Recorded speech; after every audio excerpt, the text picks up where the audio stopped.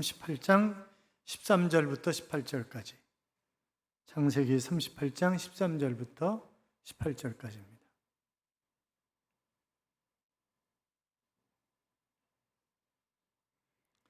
교도하겠습니다. 13절 제가 하겠습니다. 어떤 사람이 다말에게 말하되 네 시아버지가 자기의 양털을 깎으려고 딥나에 올라왔다 한지라. 그가 그 가오의 의복을 벗고 너울로 얼굴을 가리고 몸을 휩싸고 딥나 길곁 에나임 문 앞. 이는 셀라가 정성을 보았어도 자기를 그의 아내로 주지 않으므로 그가 얼굴을 가리었으므로 유다가 그를 보고 창녀로 여겨 그에게 나와 이르되 천하건대 너로 들어가게 하라 하니 그의 며느리인 줄 알지 못하였음이니라. 그가 이르되 당신이 무엇을 주고 내게 유다가 이르되 내가 내 떼에서 염소 새끼를 주리라. 그가 이르되 당신이 그것을 줄 때까지 담보물을 주겠느냐. 유다가 이르되 무슨 담보물을 내게 주랴. 그가 이르되 당신의 도장과 그 끈과 당신의 손에 있는 지팡이로 하라. 우리가 그것들을 그에게 주고 그에게 들어갔더니 그가 유다로 말미암아 임신하였더라. 아멘. 같이 인사하겠습니다. 주의 이름으로 잘 될 것입니다. 더 잘 될 것입니다. 끝없이 잘 될 것입니다. 예배의 자리에 함께 하신 여러분, 하나님이 이 한 주간도 우리와 동행하심으로 잘 되는 행복한 한 주간의 삶이 될 줄로 믿습니다. 유럽의 부자 나라인 덴마크는 오랜 전쟁으로 인해서 많은 영토를 잃었습니다. 그리고 너무 피폐한 거예요, 땅이. 그런 상황 가운데 구른투비라고 하는 목사님이 하나님이 우리에게 계시기 때문에 우리가 소망이 있다고 외쳤습니다. 그래서 백성들이 소망을 가지고 다시 일어서서 오늘의 부국을 이루게 된 것입니다. 독일이 세계 제2차 대전에서 패전국이잖아요. 그러니까 정말 힘들게 되었을 때 그때 몰트만이라고 하는 목사님이 일어나서 희망의 신학, 소망의 신학을 외침으로 바로 독일 민족이 다시 일어나게 된 것을 우리는 역사를 통해서 잘 알고 있습니다.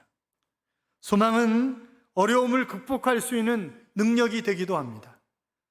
여러분, 오늘 우리는 소망을 잃고 살아가는 그런 삶을 살고 있습니다. 현대를 표현하는 말들이 다양하지만 오늘 젊은 세대들이 하는 이야기가 삼포시대다. 즉 세 가지를 포기한 그런 시대라고 얘기합니다. 첫째는 취업하는 것을 포기했고, 둘째는 결혼하는 것도 포기했고, 셋째는 애 낳는 것도 포기했다. 그렇게 이야기를 합니다. 그 이야기는 꿈을 잃어버렸다, 이제 그런 얘기잖아요. 꿈을 잃어버렸다. 여러분, 꿈을 상실하면요 우울증에 걸려요. 일어서기가 힘들어요.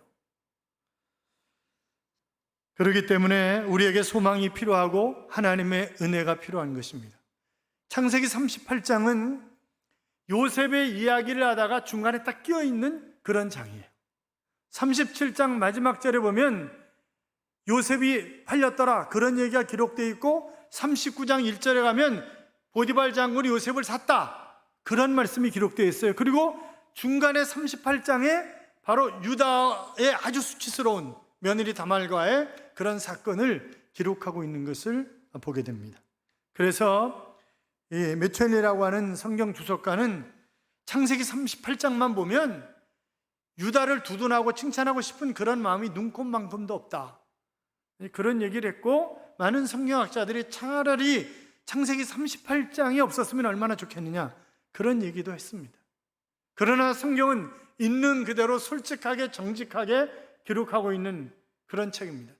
이 창세기 38장 같은 것을 기록한 이유는 바로 그런 방법이 아니고는 우리를 제대로 깨우칠 방법이 없었기 때문에 하나님이 그렇게 하신 것은 아닐까 하는 그런 생각을 하게 됩니다만, 이 38장에는 유다의 수치스러운 그런 사건들이 세 가지 기록되어 있습니다. 첫째는 친구를 잘못 사귄 겁니다. 친구 따라 강남 간다 그런 말이 있잖아요. 친구가 굉장히 중요합니다. 내 옆에 있는 사람이, 내가 늘 만나는 사람이, 나와 함께하는 사람이 주로 나의 대화 대상이 누구인가? 믿음 없는 사람 만나면요 믿음이 없는 거 없어지는 거예요. 세상적으로 놀기 좋아하는 사람을 만나면 늘 놀러 다니는 거예요. 그렇잖아요. 제가 학교 다닐 때 공부를 잘하는 친구들을 한 그룹, 그래서 늘 기도하고 공부하고, 그래서 그 친구들은 거의 교수가 됐어요. 그러니까 친구가 중요한 거예요. 친구가. 자, 1절 봐요. 1절 같이 읽어요. 그 후에 유다가 자기 형제들로부터 떠나 내려가서 아둘람 사람 히라와 가까이 아니라. 아멘. 자, 여러분 보세요. 유다가 형제들을 떠났다는 거예요. 왜 떠났을까요? 아마 이래서 떠나지 않았을까. 형제들, 저놈들 진짜 나쁜 놈들이다. 아니 어떻게 저렇게 이중적인 성격이냐. 그렇잖아요. 지금 요셉을 죽이려고 하다가 결국 팔아먹었어요. 팔아먹었잖아요. 그런데 채색옷에다가 염소피 묻히고 막 이래가지고 요셉이 죽었다고 막 이러면서 막 아버지를 위로하고, 아버지가 너무너무 슬퍼하니까 우리가 대신할 거라고 이러면서 그냥 오도방정을 떠는 것을 보면서 유다가, 야, 이건 아니잖아. 어떻게 형들이 저럴 수 있어? 동생놈들도 다 마찬가지 아니야? 어떻게 저럴 수 있어? 이렇게 생각했을런지 모르겠어요. 왜냐하면 나쁜 놈 눈에도 나쁜 놈은 나쁜 놈이에요. 그렇잖아요. 나쁜 놈은 나쁜 놈. 도둑놈 눈에 도둑질하는, 저런 도둑놈, 나쁜 놈 새끼가 있나, 이렇게 얘기한다고. 그거는. 그러니까 유다도 마찬가지인 거예요. 자기도 주도적으로 동생 팔아먹는데 일조를 했죠. 그런데 형들의 모습을 보면서 이건 아니잖아. 그리고 형제들을 떠나간 거예요. 형제들을 떠나갔는데, 그런데 아내도 죽었어. 그 친구를 잘못 사귀었어요. 친구를. 그러니까 그가 산 삶이 과연 평안한, 하나님 보시기에 기뻐하는 삶이었냐? 그건 절대 아니었다는 것이. 12절 봐요. 12절 같이 읽어요. 얼마 후에 유다의 아내 수아의 딸이 죽으니라. 유다가 위로를 받은 후에 그의 친구 아둘람 사람 히라와 함께 딥나로 올라가서 자기의 양털 깎는 자에게 이르렀더니, 자 20절 봐요. 유다가 그 친구 아둘람 사람의 손에 부탁하여 염소 새끼를 보내고 그 여인의 손에서 담보물을 찾으라 했으나 그가 그 여인을 찾지 못한지라.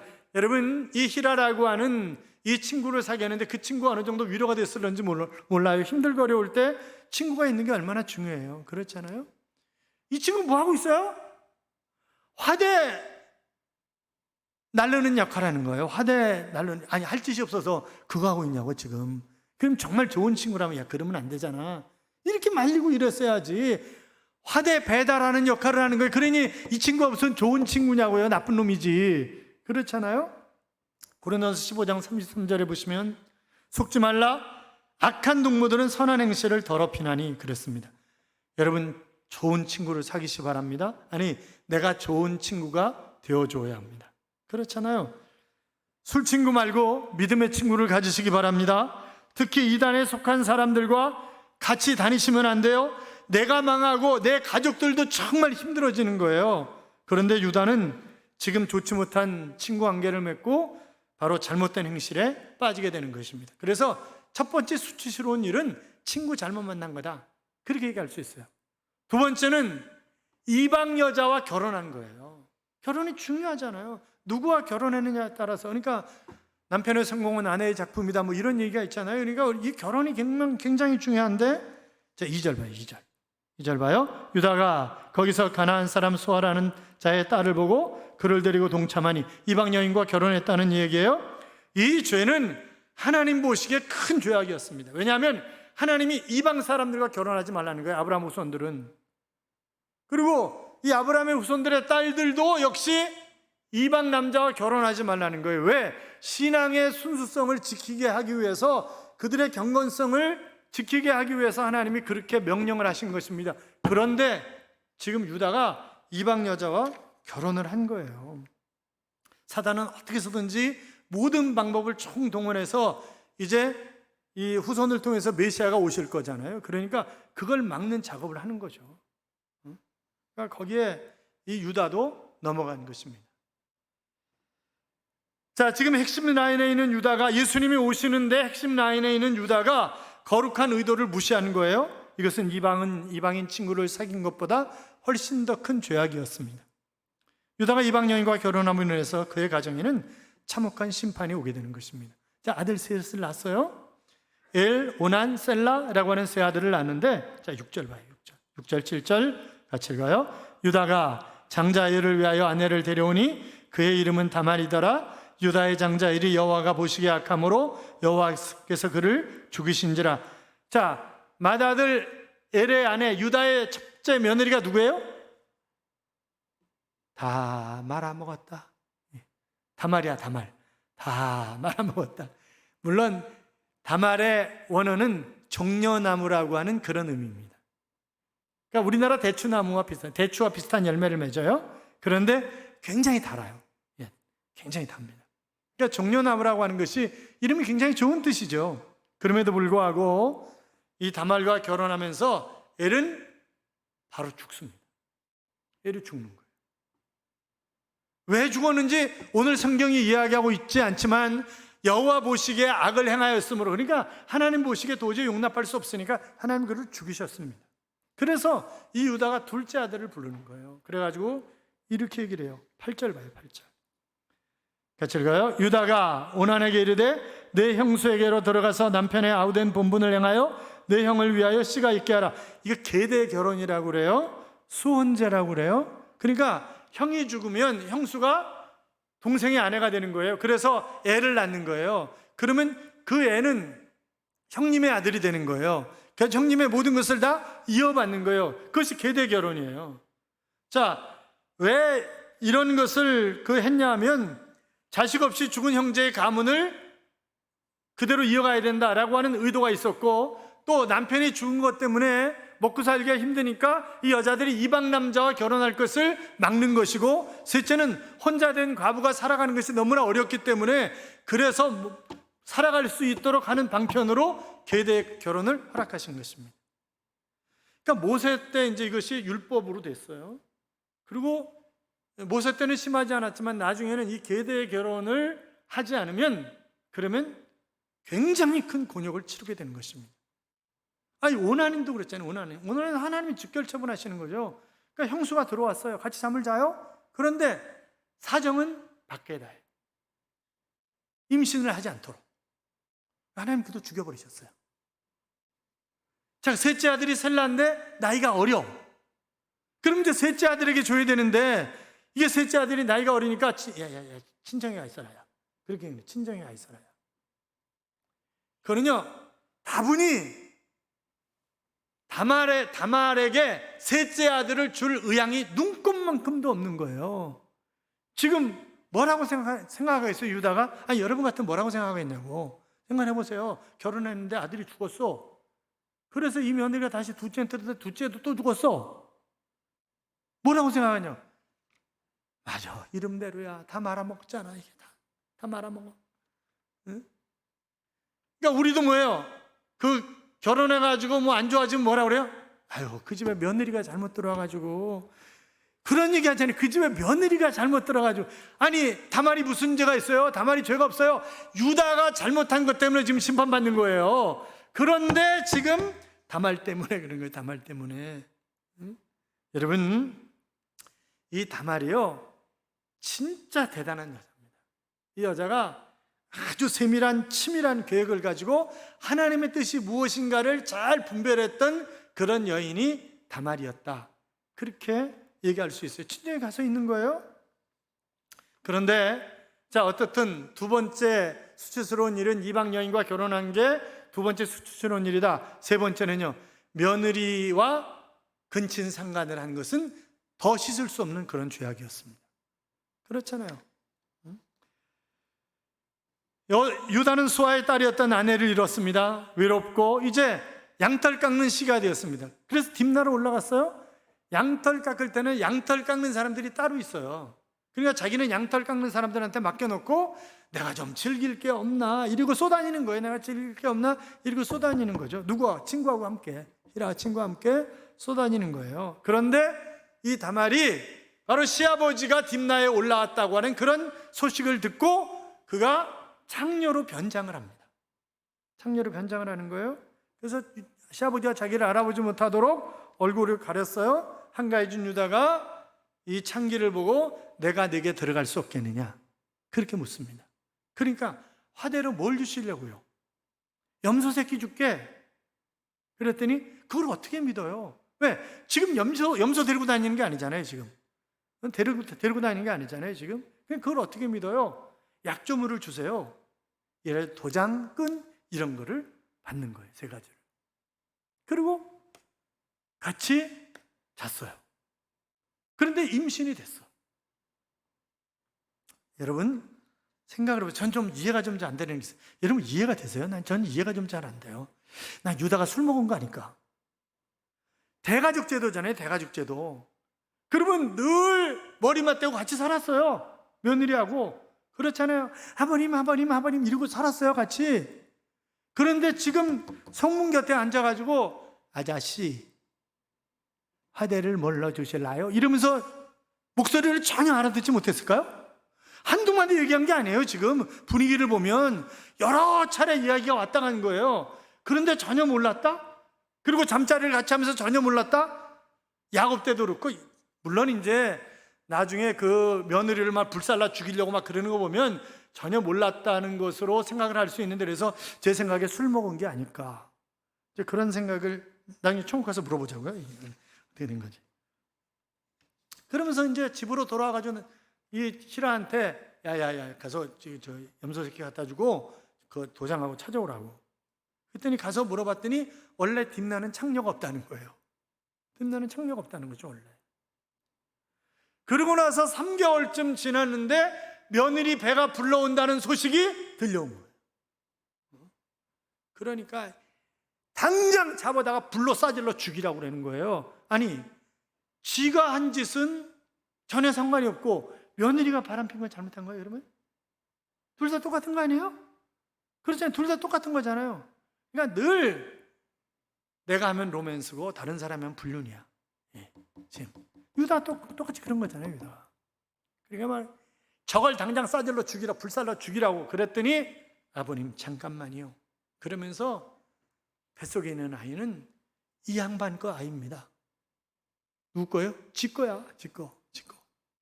그러니까 내가 나보다 옳도다, 내가 의롭도다, 그렇게 얘기를 합니다.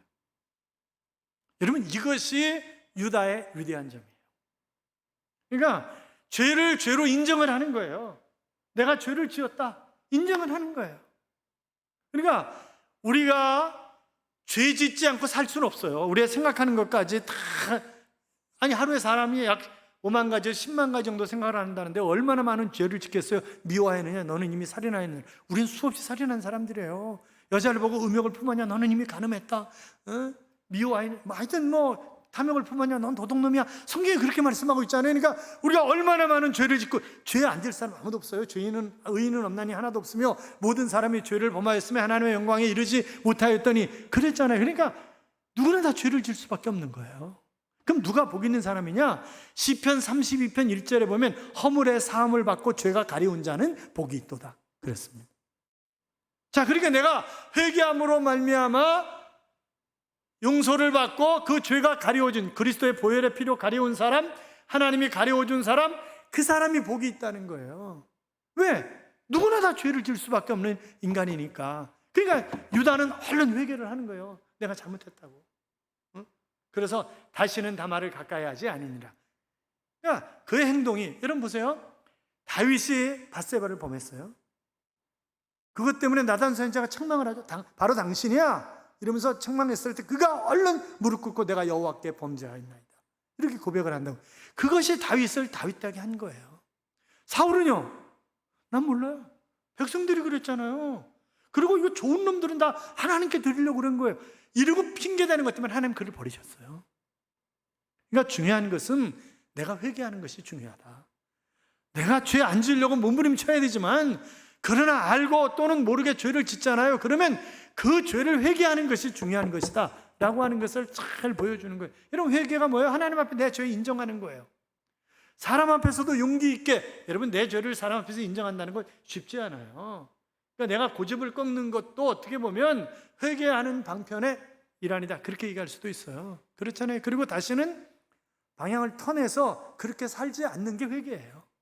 지금 유다는 그러는 거예요. 유다는 완전히 돌아서서 하나님 기뻐하시는 그런 삶으로 그가 바뀌는 거죠. 아니, 지금 유다가 다말을 향해서 내가 의롭도다. 아니, 다말이 의로운 사람이에요? 의로운 사람이 아니에요. 그렇잖아요. 그럼에도 불구하고 의롭다고 하는 거예요. 왜? 저 아이가 하나님의 뜻을 아는구나. 하나님의 뜻을 아는구나. 그러니까 지금 이 다말은 자기가 생명을 내놓고 지금 그 짓을 한 거예요.